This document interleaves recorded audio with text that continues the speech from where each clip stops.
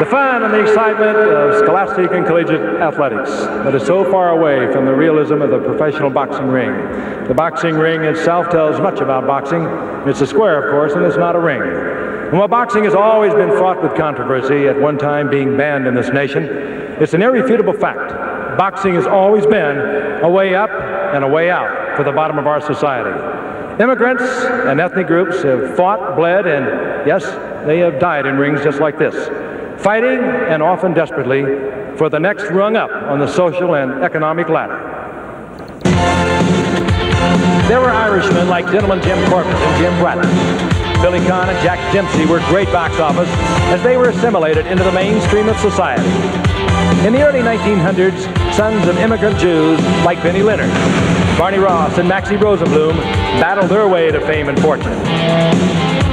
And who could forget the great Italian champions, like heavyweight Rocky Marciano, here pounding Ezra Charles, Rocky Graziano, Willie Pep, Carmen Basilio, Jake LaMotta, and Tony Canzanera. There have been so many Puerto Ricans who have battled their way up, like the great Jose Torres and Carlos Ortiz, Wilfred Benitez, and Wilfredo Gomez. All were proud fighting champions. Long before Jackie Robinson broke baseball's color line, black Americans like Joe Louis were true American heroes. Sugar Ray Robinson, Archie Moore, and Muhammad Ali all fought for equality each time they entered the ring.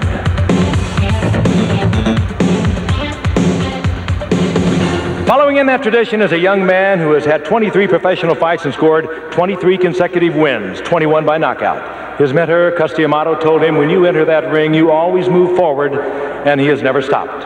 Many consider him the heir apparent to the heavyweight crown. Ladies and gentlemen, in this corner, weighing in at 215 pounds from Catskill, New York, Michael Tyson.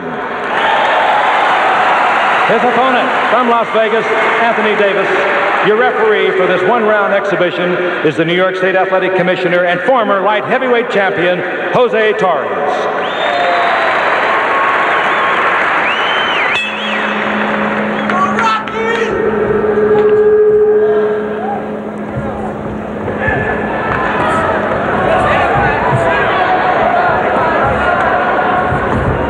Mike could easily become the youngest heavyweight ever to win the title. Floyd Patterson was 21 years and 10 months old when he took the title with a win over Archie Moore, and that was back in 1956. Mike was taken under the wing of the legendary boxing manager Cus D'Amato when he was 13 years old. Cus, who managed Floyd Patterson, believed a heavyweight should include in his talent elusiveness. To help develop this, he would not allow his fighters to wear headgear in training. Mike is elusive, all right, but he's stunning with either hand, knocking out 11 opponents with left hooks and 10 with straight rights. Cus D'Amato was more than a manager to Mike. He legally adopted Mike when he was 16 years old. It was a lifelong trait of the shy and retiring Cus. While he was recognized as a great fight manager, he also believed strongly in the intellectual development of his fighters. Floyd Patterson, as well as Jose Torres, would tell you Cus taught them as much about life on the street as he did about boxing in the ring. Mike is now being trained by Kevin Rooney, while his managers are boxing historian Jimmy Jacobs, a former handball world champion, and Bill Caton. That is Mike Tyson in the tights. So strong. He wears those tights to keep the legs warm. You can sense there's a quiet confidence in Mike Tyson and Jimmy Jacobs.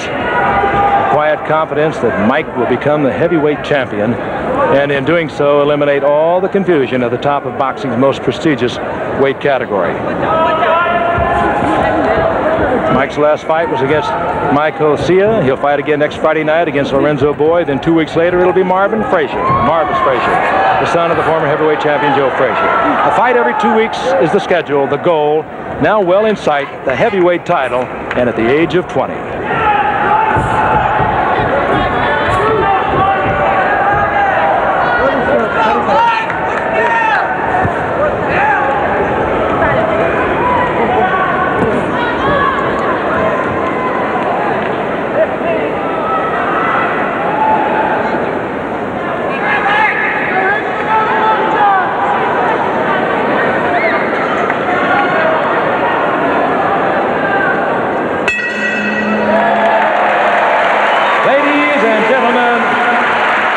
Mike Tyson.